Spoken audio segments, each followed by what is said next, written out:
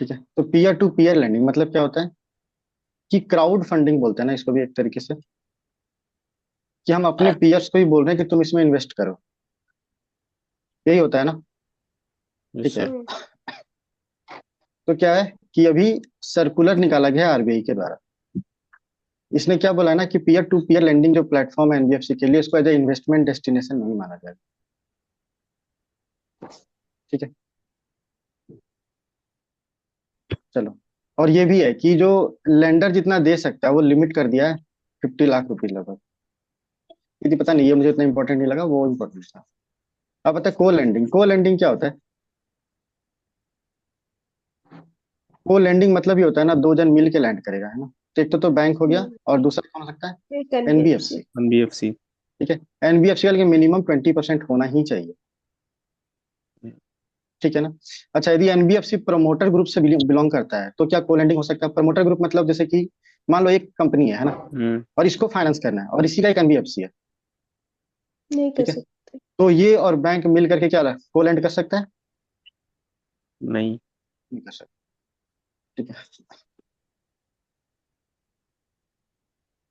चलो आगे चलते हैं। आते हैं बैंकिंग रिफॉर्म्स, है ना। इसमें दो टाइप से एसेट क्लासिफाई करते हैं, एक तो रेगुलर और दूसरा स्ट्रेस्ड, है ना। रेगुलर मतलब क्या हुआ? रेगुलर ईएमआई आ रहा है ना। हम्म। स्ट्रेस्ड मतलब रेगुलर नहीं आ रहा है। ठीक है, इसको तीन भाग बांटे। एक तो एसएमए का फुल फॉर्म क्या होता है? स्पेशल मेंशन अकाउंट, है ना। हम्म। तो स्पेशल मेंशन अकाउंट जीरो मतलब कि ईएमआई कितना से नहीं आया? 1 से 30 डेज तक ईएमआई नहीं आया। हम्म। ठीक है, SMA 1 मतलब 30 डेज से 30 से 60 डेज 60। तक ईएमआई नहीं है। 60 है ना। टू और यहाँ मतलब 60 to 60 टू 60 90। 90 90, 90। है ना। 90 के तीनों बाद ये एसएमए मेंशन अकाउंट एनपीए। 0 1 2, है ना। इसके बाद हो गया मोर देन 90 तो एनपीए हो गया, है ना। एनपीए। इसके बाद क्या होगा? 12 सब महीने वाला। स्टैंडर्ड एसेट मतलब कि, हाँ अब 1 साल हो गया। ठीक है, इसके बाद फिर एक से एक साल से तीन 12 साल महीने दो वाला। दो हाँ, ठीक है, 2 साल, अब 2 साल से 3 साल। ठीक है, तो ये हो गया पूरा एसेट का क्लासिफिकेशन। अब आते हैं राइटिंग ऑफ। राइटिंग ऑफ मतलब क्या होता है? जैसे मान लो 1 साल से ज्यादा का हो गया ना, तो बैंक इसको बैलेंस शीट से हटा देता है। हम्म। ठीक है, अच्छा ये हटा दिए तो क्या बैंक इसको लोन को दोबारा कलेक्ट नहीं कर सकती है? कर कर सकती है लेकिन सकती यहाँ है, कर बस सकती है। वो बैलेंस शीट में नहीं आएगा। बैलेंस कॉर्पोरेशन शीट में, हाँ। टैक्स में हम्म फायदा मिलता है उसको, और कुछ नहीं। सही बात है। ठीक है,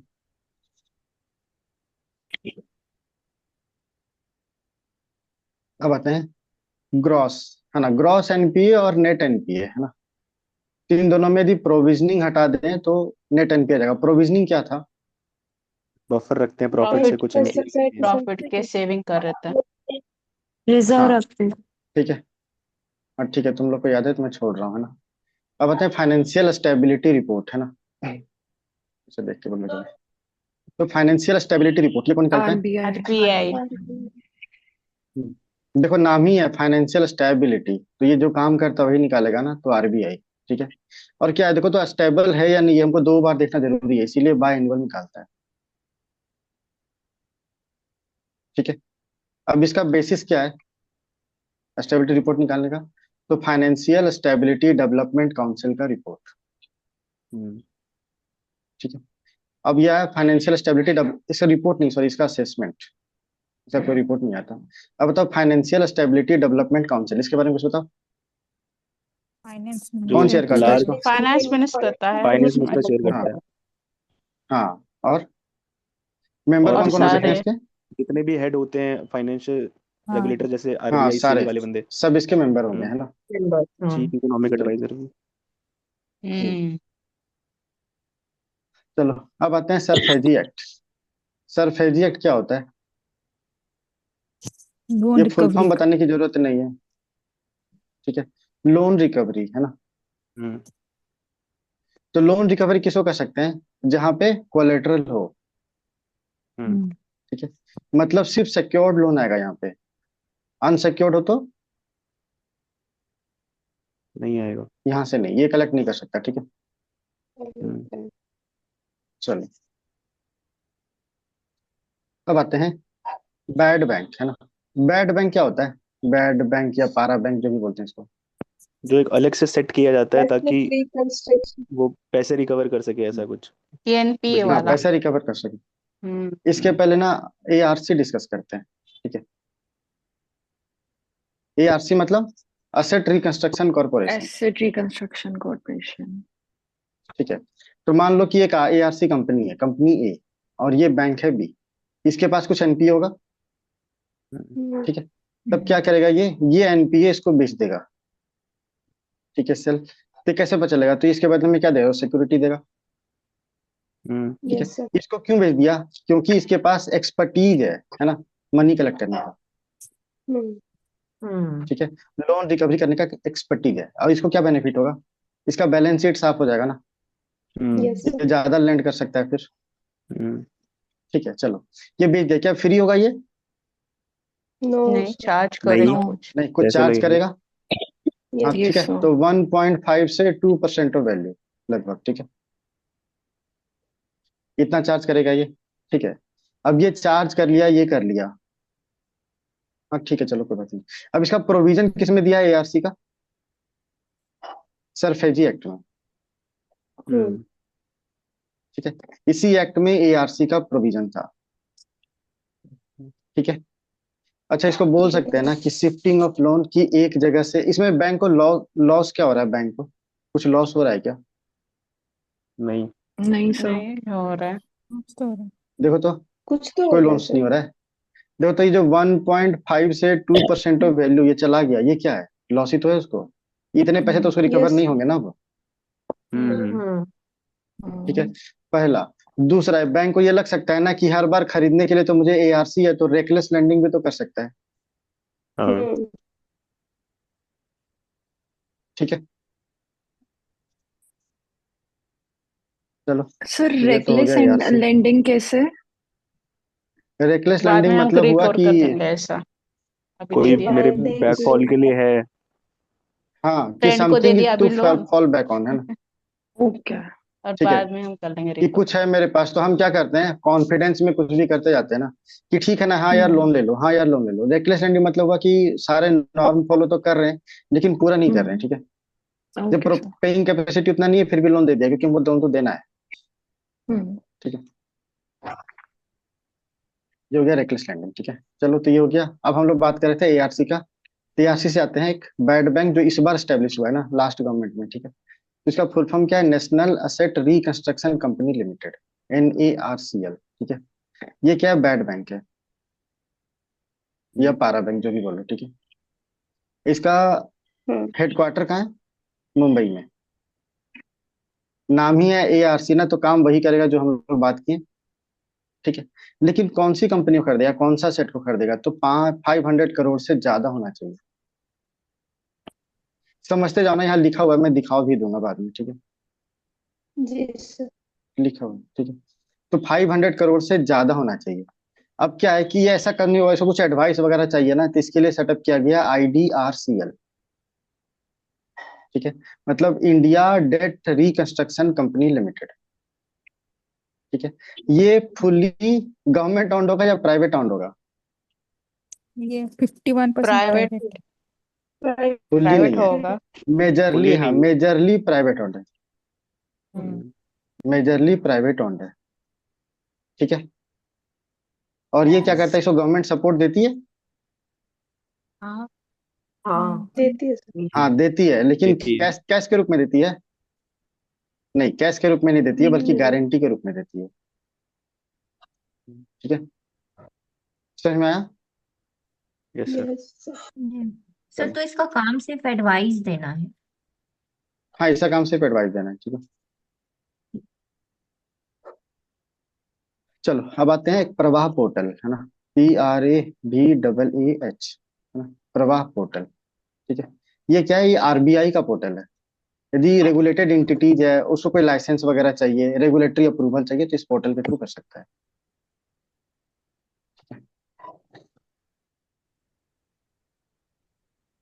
अब आते हैं विलफुल डिफॉल्टर। विलफुल डिफॉल्टर मतलब क्या होता है? जो अपनी मर्जी से नहीं दे रहा, जिसके पास देने का मतलब है। वैसे विजय विजय माल्या। माल्या हाँ, विजय माल्या कुछ सर। कुछ कंडीशंस है ना। पहला कि कैपेसिटी है उसके पास देने का, लेकिन वो नहीं दे रहा। है ना।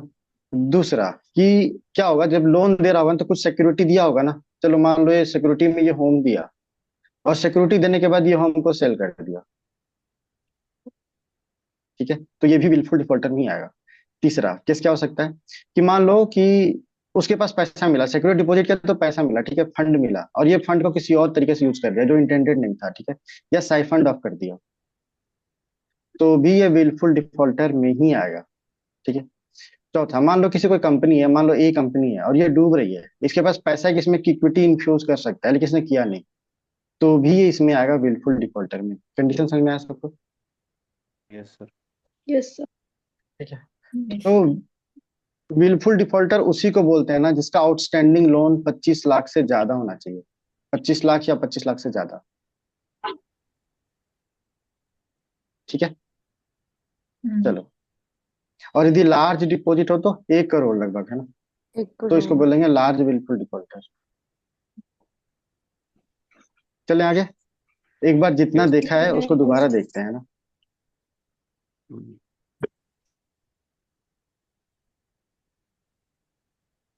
कहाँ से देख रहे थे हम लोग? यहाँ से देख रहे थे ना। एक जिम बैंक याद है? Yes sir. Export import export import, yes भी करता है। 100% गवर्नमेंट। 1982, बाकी सारे फंक्शन 100% गवर्नमेंट ऑफ इंडिया, है ना, ठीक है। दूसरा नाबार्ड, ठीक है, कमिटी का नाम शिवरमन। वन कमिटी, हाँ, और 100% गवर्नमेंट ऑफ इंडिया ओन्ड है, हाँ, यस सर। ठीक है। नेशनल हाउसिंग बैंक याद है? तुम लोग बोलो। पहले आरबीआई के पास कुछ नहीं, 100% गवर्नमेंट ओन्ड है। 100%। अब ट्रांसफर हो ये गया। क्या है? Government of India. Hmm. National housing bank में नाबार्ड के केस में था ये ना। रेसिडेक्स निकालता है एनएचपी। हाँ, ठीक है। चलो, रेसिडेंस इंडेक्स, रेसिडबी के बारे में बताओ। 21 कंपनी ये LIC plus SBI plus government government, LIC plus government. फिर वो मुद्रा स्कीम निकालता है, शिशु हाँ, धर्म। मुद्रा, और 20 लाख था क्या? हाँ, हो सकता है तरुण केस में हाँ अगर सर, वो केस तरुण केस में था, है ना। हर समय से पे करना चाहिए इसको। ठीक है। चलो, माइक्रो फाइनेंस का कंडीशन बताओ। माइक्रो फाइनेंस किस केस में था? गरीबों के लिए था, विदाउट कोलेटरल और 3 लाख का जिनका इनकम कम है उनके लिए। हाँ, ईयरली इनकम। सही बात है, 3 लाख से इनकम कम होना चाहिए, ठीक है, या बराबर में, ठीक है। विदाउट और ये कोलेटरल सेवा के बारे में? इसका भट्ट वाला हीरा भट्ट अब लेके आई थी 1974। 74 में। हाँ हाँ, इला भट्ट, है ना, हीरा भट्ट हाँ, इला भट्ट, है ना, ठीक है, और आलिया मोहम्मद भट्ट। यूनुस, है ना। चलो, हाँ, अब आते हैं एनबीएफसी। एनबीएफसी का डिफरेंस बताया था, शैडो बैंकिंग बताया था, याद है ना।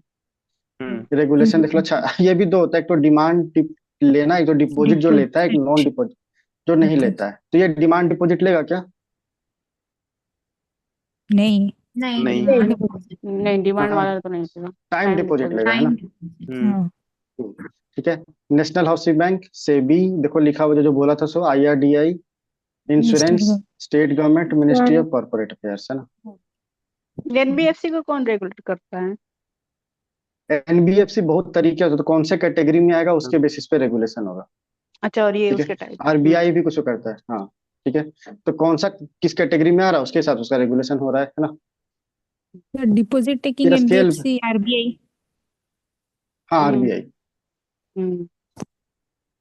ठीक है। टाइम डिपॉजिट, है ना, ठीक है। अब स्केल बेस्ड रेगुलेशन तो देखे थे, टॉप, अपर, मिडिल, बेस, है ना। फिर एनबीएफसी का देखे, पीयर टू पीयर लेंडिंग, है ना, लिमिटेड एक्सपोजर, प्रोहिबिट करता है सो, को लेंडिंग, ठीक है। फिर बैंकिंग रिफॉर्म में रेगुलर देखे, स्ट्रेस देखे, इसमें जीरो देखे, ये 0 से 30, 31 से 60, इसका 31 to 90, है ना, more than 90, 1 year, 2 year, 3 year, writing of मतलब कि बैलेंस शीट से बाहर, है ना। ग्रॉस नेट एनपीए में प्रोविजनिंग माइनस कर देते हैं, है ना, ठीक है। फाइनेंशियल स्टेबिलिटी रिपोर्ट, इसके बारे में कुछ याद है? आरबीआई करता है, लिखा हुआ 2 बार RBI करेगा निकालता है। साल आरबीआई में। बाइनियल, हाँ, और नहीं, इसके असेसमेंट में बेस्ट होता है, ठीक है। फिर financial stability and development council का बात किए थे हम लोग, है ना। chaired by finance minister. हाँ, finance finance minister minister. Chairman. फिर आते हैं सरफेजी एक्ट, है ना। इसका बात किया था कि पोसेशन में ले सकता है वही जो कोलेट्रल लोन हो, है ना। तो कोलेट्रल को ले सकता है, ऐसे नहीं, है ना। अनसिक्योर्ड को नहीं ले सकता। ठीक है। फिर असेट रिकंस्ट्रक्शन कंपनी का बात किए थे। कंपनी 500 करोड़ से ज्यादा होने तभी लेगा। Headquarter Mumbai, IDRCL. ठीक है। प्रोफेशनल इनपुट देता है, गवर्नमेंट सपोर्ट है, गारंटी कैश नहीं, है ना। मेजरली ऑन बाय प्राइवेट, है ना। फिर प्रवाह पोर्टल बात किए थे। ठीक है। और ये एनपीएम लोन तो लोन के थे, कल ही बात कर लिए थे। ठीक है। फिर विलफुल डिफॉल्टर बात किए थे। आउटस्टैंडिंग कैपेसिटी डाइवर्सिटी सिक्योर्ड वही, और लार्ज डिपॉजिटर के लिए 1 करोड़, है ना। तो कुछ लिखने की जरूरत नहीं है। जो करंट अफेयर रिलेटेड है वो मैं लिख दिया हूँ, तो इसी को रिवाइज कर लेना। चलो, अब आते हैं इंटर क्रेडिटर एग्रीमेंट, है ना।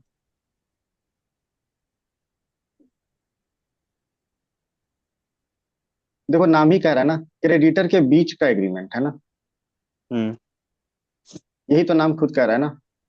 यस तो सर। ये प्रोजेक्ट सशक्त का पार्ट है। ठीक है। और किस लिए? ये एनपीए को टैकल करने के लिए था। ठीक है। हम्म। तो क्या है कि क्रेडिटर का एग्रीमेंट होने के कारण से ये क्या कहते हैं, लोन को, ये एनपीए को रिजॉल्व किया जाएगा। लेकिन ये एग्रीमेंट किस केस में बाइंडिंग हुआ ये देखना है। ठीक है। तो डिसीजन यदि मान लो 75% ऑफ, मतलब लेंडर जो लेता है, और यदि 75% वैल्यू क्या हो रहा है, एक मिनट समझो। मान लो ये कंपनी है। ठीक है। इसने लोन दिए 25, 25, 40, और यहाँ पे कितना हो गया, 50, 40, 90, और ये हो गया 10, है ना। ठीक है, 10। तो इसकी ये वैल्यू है। ठीक है, 25%। अब मान लो कि ए को मिला है, ये बी को मिला है, ये सी को मिला है, ये डी को मिला है। ठीक है। अब इसमें से ए, बी और सी, ये तीनों किसी एक एग्रीमेंट पे पहुंच गया। ठीक है। तो कितना हुआ, 25%, 25 से 50, 60%, है ना। तो हम्म। 60% ऑफ वैल्यू हुआ, तो इसका वैल्यू मान्य नहीं होगा। ठीक है। 75% होना चाहिए सब मिला करके, मतलब कि बी, सी और डी ये तीनों मिलके करे तो हो जाएगा। ठीक है। तो 75% ऑफ वैल्यू, और लेंडर भी 60% लेंडर एग्री होना चाहिए।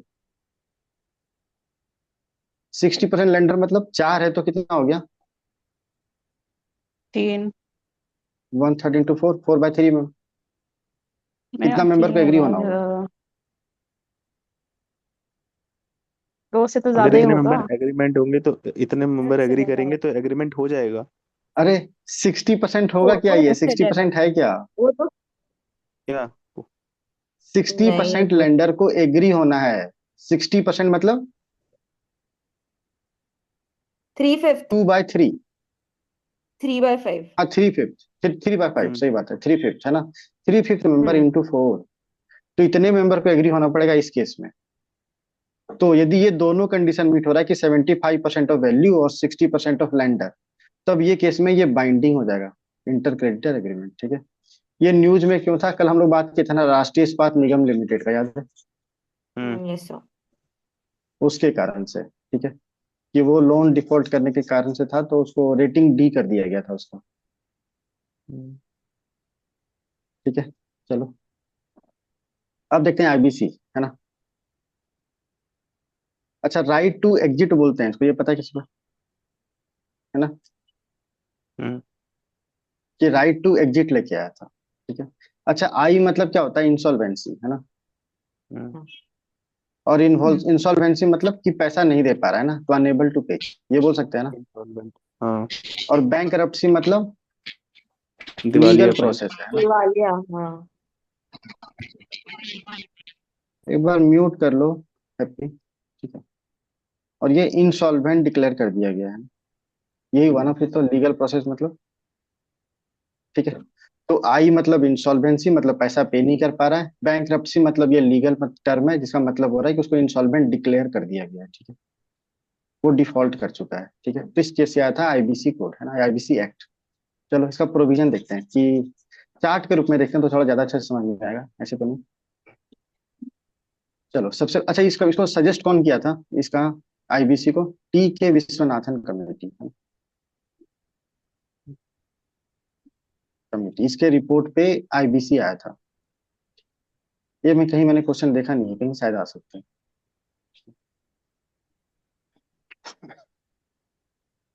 तो क्या होगा, मान लो एक कंपनी है। ठीक है। कोई भी चीज है, ये डिफॉल्ट कर गया। डिफॉल्ट करने के बाद क्या होगा, प्रोसेस को इनिशिएट करना पड़ेगा, स्टार्ट करना पड़ेगा, है ना। स्टार्ट कैसे होगा, तो कोई भी कर सकता है, जो लोन दिया है वो भी, ठीक है। एक तो वो हो गया, और दूसरा लेंडर भी, ठीक है। या फिर जो डेटर है, ठीक है, जो लोन लिया है इसे, वो भी। कंपनी भी इनिशिएट कर सकता है, कंपनी का एम्प्लॉय इनिशिएट कर सकता है क्या डिफॉल्ट? हाँ कर सकता है, ठीक है। वो भी इनिशिएट कर सकता है, मतलब जो जो स्टेक होल्डर लगभग सब कर सकता है इनिशिएट। इनिशिएट करेगा तो प्रोसेस कहाँ जाएगा, यदि कंपनी है तो कंपनी के केस में जाएगा एनसीएलटी के पास, मतलब नेशनल कंपनी लॉ ट्राइब्यूनल, और यदि इंडिविजुअल है तो डेट रिकवरी ट्राइब्यूनल के पास जाएगा, ठीक है। हम्म, चलो, अब इसके बाद क्या होगा, यहाँ गया तो यदि मान लो ये एक्सेप्ट कर सकता है या नहीं भी कर सकता है। यदि मान लो एक्सेप्ट हो गया, ठीक है, तब क्या करेगा, ये अपॉइंट करेगा इंसॉल्वेंसी प्रोफेशनल, ठीक है। मतलब कुछ पर्सन होते हैं जो इसमें एक्सपर्ट होते हैं, ठीक है, तो उसमें इंसॉल्वेंसी प्रोफेशनल बोला जाता है, ठीक है। तो एक इंसॉल्वेंसी प्रोफेशनल को अपॉइंट कर दिया गया, आईपी बोल दो इसको, ठीक है। यहाँ तक समझ में आ रहा है। ये यस अपॉइंट सर। करने के बाद कमिटी ऑफ क्रेडिटर बनाया जाता है। कमिटी ऑफ क्रेडिटर मतलब देखो, जैसे मान लो ये कंपनी है, ए है, ठीक है। इसके मेजर डिसीजन अभी कौन लेता है, कौन लेगा इसका major decision, board of director, board of directors. यही लेगा मेजर डिसीजन। लेकिन जैसे ही इंसॉल्वेंसी एक्सेप्ट हुआ ना, तो ये पावर डिसीजन लेने का उठ करके कमिटी ऑफ क्रेडिटर के पास आ जाता है,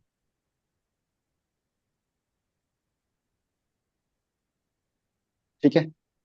और ये इस प्रोसेस के बाद कमिटी ऑफ क्रेडिटर बनाता है। इसमें कौन आएगा, मेजरली लेंडर्स, जो पैसा दिया है, कर्जा जो दिया है ना, वो आएगा लेंडर्स, ठीक है। ये हो गया कमिटी ऑफ क्रेडिटर के पास आया, इसको रखते हैं। अब क्या होगा, ये इंसॉल्वेंसी प्रोफेशनल जो है ना, वो पढ़ेगा पूरा कि क्या क्या स्टेटस है, और इसका कोई रिजोल्यूशन प्लान लेके आएगा, ठीक है।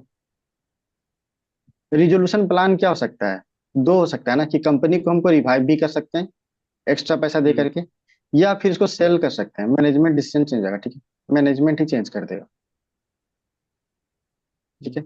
अब क्या यहाँ पे ये रिजोल्यूशन प्लान आया, तो इसको एक्सेप्ट करना और नहीं करना किस पे डिपेंड करता है, इस पे, कमिटी ऑफ क्रेडिटर जिसने पैसा दिया है उस पे, है ना। Yes sir. तो ये प्लान एक्सेप्ट करना है तो ये हो सकता है अप्रूवल। अप्रूवल के लिए 2/3 चाहिए मेजोरिटी, मतलब 66%, है ना। और यदि अप्रूवल नहीं हुआ तो क्या हो जाएगा, लिक्विडेशन। समझ में आया, ये प्रोसेस यस समझ सर। में आया कि यस नहीं सर, आया? Yes sir. Yes, कोई sir. चाहता है दोबारा रिपीट करें?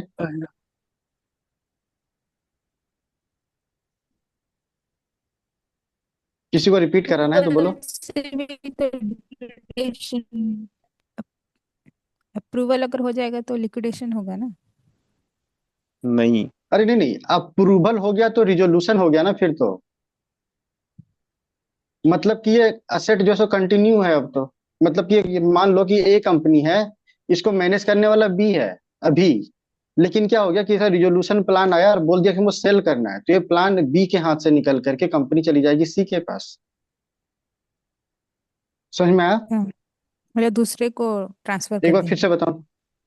हाँ, हम्म। दूसरे को ट्रांसफर हो गया ये चीजें, ठीक है, सी के पास चला गया, अब उसके पास नहीं रहा, ठीक है। एक तो ये हो सकता है कंपनी, ऐसा भी हो सकता है कि हम बोले कि ठीक है इसको रिवाइव करना है, लेकिन रिवाइव करने के केस में भी मैनेजमेंट चेंज हो जाएगा, इसके हाथ से पैसा निकाल के कंपनी निकाल के किसी दूसरे के हाथ में दे सकता है,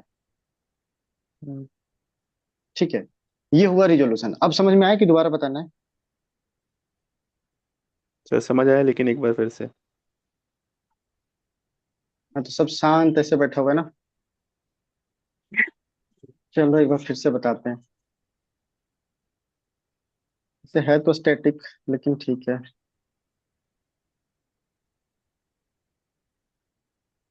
चलो, मान लो कंपनी है इलेक्ट्रो स्टील स्टील्स लिमिटेड, मैं अपनी कंपनी का एग्जांपल ले रहा हूँ, ठीक है। ये डट्टी डजन आया था ना, उसमें थी ये, ठीक है। तो ये कंपनी है, इसने क्या हुआ कि पेमेंट में डिफॉल्ट कर गई, मतलब पैसा पे नहीं कर पाई, ठीक है। तो डिफॉल्ट करने के बाद इसको इनिशिएट कौन करेगा, ठीक है। तो डेटर हो सकता है, लेंडर हो सकता है, इम्प्लॉय भी इनिशिएट कर सकता है कुछ केस में, ठीक है। या अच्छा मान लो हाउसिंग कंपनी है, तो जो घर खरीदा है ना वो भी इनिशिएट कर सकता है, ठीक है। चलो ये इनिशिएट किया, इनिशिएट हुआ तो एक्सेप्ट कौन करेगा? इनिशिएट किसी के सामने करेंगे ना, वो बोलेगा कि हाँ ठीक है या गलत है, नहीं तो कोई भी कर लेगा। तो यदि कंपनी है तो इसके केस में करता है नेशनल कंपनी लॉ ट्राइब्यूनल, ठीक है। और यदि इंडिविजुअल है तो इसके केस में कौन करता है? Date recovery tribunal. यहाँ तक ठीक है। Yes sir. अच्छा। उसके बाद क्या होगा? इसके बाद यदि मान लो एक्सेप्ट कर लिया तो एक इंसॉल्वेंसी प्रोफेशनल को अपॉइंट किया जाएगा, ठीक है। इंसॉल्वेंसी प्रोफेशनल को अपॉइंट करेगा, ठीक है। अपॉइंट करने के बाद कमिटी ऑफ क्रेडिटर बनेगी। कमिटी ऑफ क्रेडिटर क्या था? जो पैसा दिया है उसका कमिटी, ठीक है। लेंडर्स कमिटी, ऐसे याद रख लो, इसको कहते हैं कमिटी ऑफ क्रेडिटर्स, ठीक है। अब ये क्या करेगा? इंसॉल्वेंसी प्रोफेशनल इसको रिजोल्यूशन करेगा ना, इसका जो डिफॉल्ट हो गया उसका। तो रिजोल्यूशन प्लान आया, ठीक है। रिजोल्यूशन प्लान कुछ भी हो सकता है कि कंपनी को ही बेच कर दो, है ना, सेल कर दो, ठीक है। कुछ भी हो सकता है। अब यदि इसका अप्रूवल हुआ तब तो कंपनी का ट्रांसफर हो जाएगा और कंपनी रन करती रहेगी। अप्रूवल के लिए 66% ऑफ कमिटी ऑफ क्रेडिटर्स को एग्री करना पड़ेगा, ठीक है। और यदि अप्रूवल नहीं हुआ तो इसका लिक्विडेशन हो जाएगा। ये समझ में आया पूरा process? Yes sir. Yes, sir. Renuka, Rajesh, अभी, नेहा, तुम लोग को समझ में आया? हाँ सर। हाँ सर। ठीक है। चलो एक बार दोबारा रिकॉल करेंगे ना, लास्ट टाइम में उस समय तो सबसे पूछ लूंगा मैं। कितना बज गया अभी? टाइम तो है ना।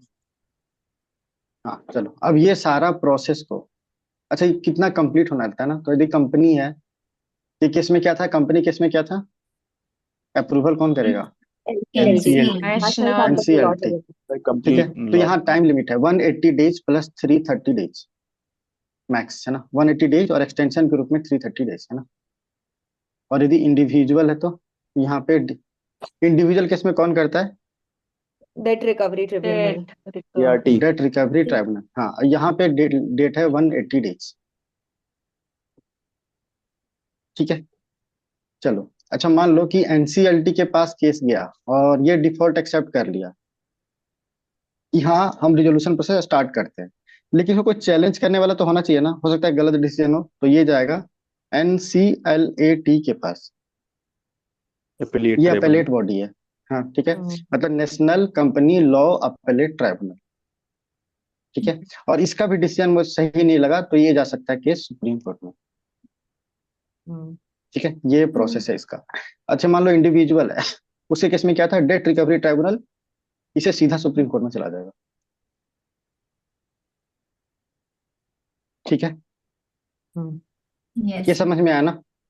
Yes, yes sir. सर। तो आईबीसी का पिलर्स देखते हैं ना, कितने पिलर्स होते हैं आईबीसी।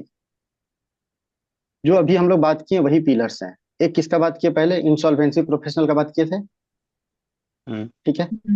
दूसरा एडजुडिकेटिंग अथॉरिटी का बात किए थे। ये टर्म है, खाली नहीं याद रहे तो कोई बात नहीं, एनसीएलटी और डीआरटी ना, ठीक है। इसके बाद अपलेट बॉडी का बात किए थे, है ना, एनसीएलटी था ना। हम्म। और डीआरटी केस में सुप्रीम कोर्ट, ठीक है। जनरली एनसीएलटी दिखा जाता है। और इसके बाद एक और है इंफॉर्मेशन यूटिलिटीज, है ना।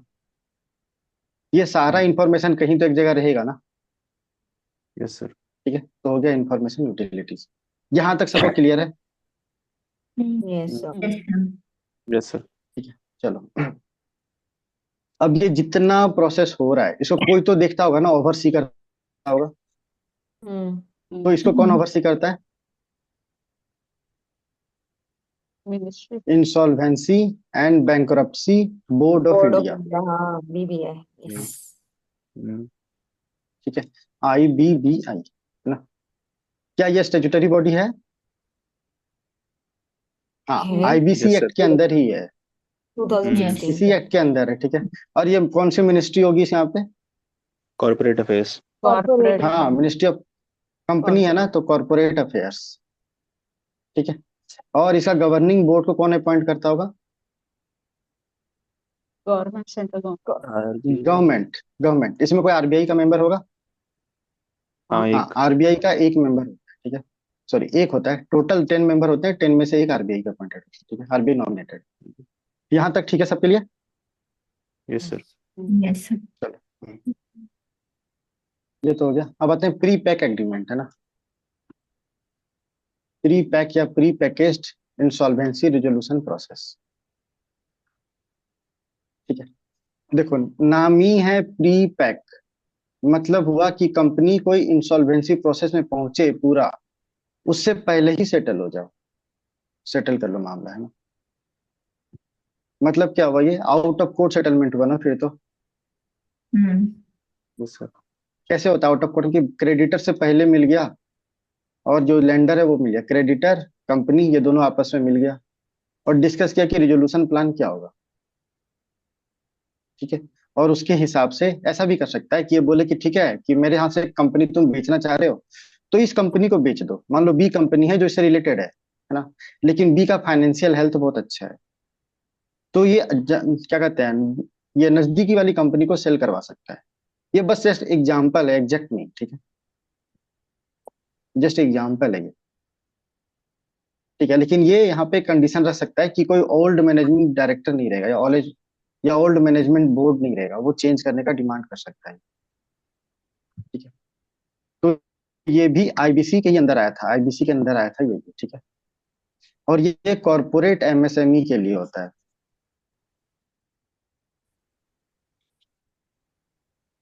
ठीक है। ये कॉर्पोरेट एमएसएमई के लिए होता है। अच्छा देखो, तो ये हाइब्रिड हो सकता है, यदि इनिशिएशन पहले हो गया तब तो ये इनफॉर्मल होगा, लेकिन यदि इंसॉल्वेंसी प्रोसेस के बाद स्टार्ट हुआ तो ये फॉर्मल हो जाएगा।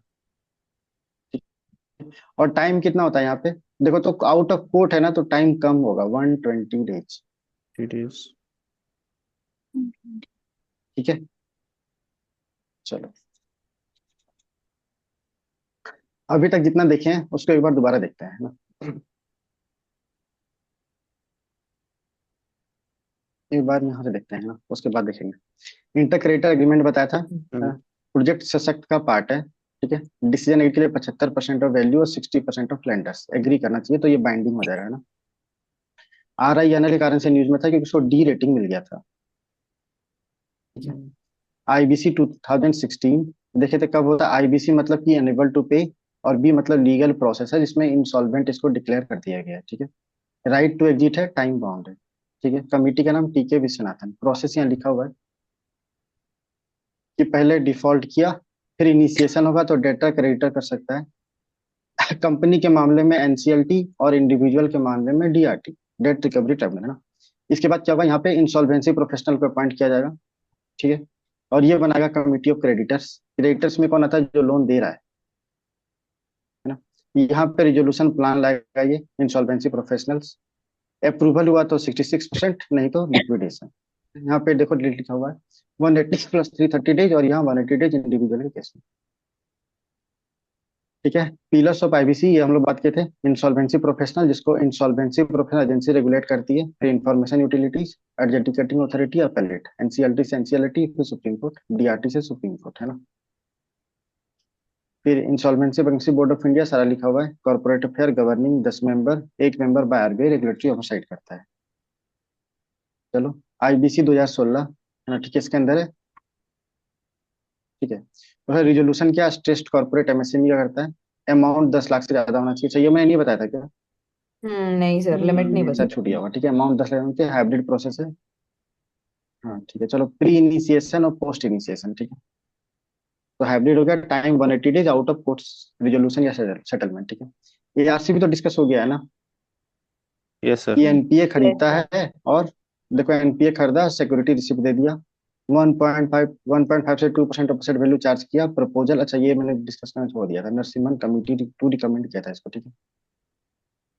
चलो, अच्छा ये मनी बाय डिपॉजिट रेज नहीं कर सकता, इसको इजीली हटाया जा सकता है। यदि तुमको मैं ये क्वेश्चन आए कि asset reconstruction company can raise deposit, can raise money by the deposit, ये स्टेटमेंट तुम्हें सही लगता है या गलत लगता है?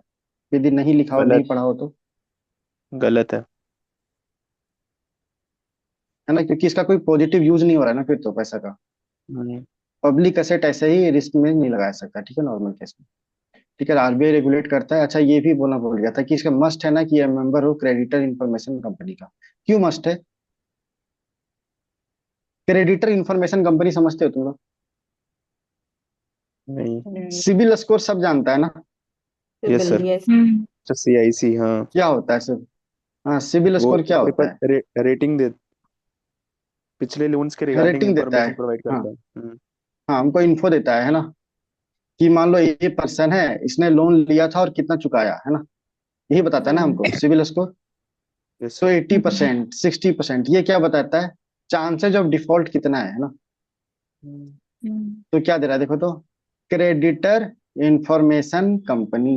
अब समझ में आया क्या था ये? हम्म। ठीक है, तो ये हो गया, इसको आरबीआई रेगुलेट करता है, और ये मस्ट है कि एआरसी इसका मेंबर हो। चलो, थोड़ी देर बाद ये रिवाइज कर लेंगे, ठीक है। आज थोड़ा और अच्छे से रिवाइज करेंगे, क्योंकि मैंने आज अलग अलग से लिख के लाया चीजों को रिवाइज करने के लिए। चलो, अब देखते हैं हाउस होल्ड सेविंग रेट, है ना। कैसे पता चलता है हाउस होल्ड कितना सेव कर रहा है डिवाइडेड बाय जीडीपी? ठीक है, अब जो सेव कर रहा है वो क्या हो सकता है? फाइनेंशियल कैपिटल भी हो सकता है और फिजिकल कैपिटल भी हो सकता है, दोनों होगा। ठीक है, और अभी कितना है? 18% है अप्रोक्स। देखो, ये 17 पॉइंट कुछ लिखा हो तो भी मैं इसे 18% कर देता हूँ। ये 18.2992 भी हो तो 19 कर दूंगा, लेकिन 18.7 आ जाए, 6 आ जाए, तो भी से मैं 18 पॉइंट कर सकता, 18% कर देता हूँ। ठीक है, ये थोड़ा ध्यान रखना कि जब मैं ऐसे लिखा हूँ अप्रोक्स 18%, तो आस पास होना चाहिए। ठीक है, एक ऊपर एक पीछे हो सकता है, कभी तो 2% भी हो सकता है, मुझे एग्जैक्ट याद नहीं है। ठीक है, ऑप्शन इलिमिनेट करने के लिए यूज हो जाएगा, और मेन्स में भी तो अप्रोक्स ही लिखता है सब। चलो, ये मीटिंग 1 मिनट में तो खत्म हो जाएगा। The household saving in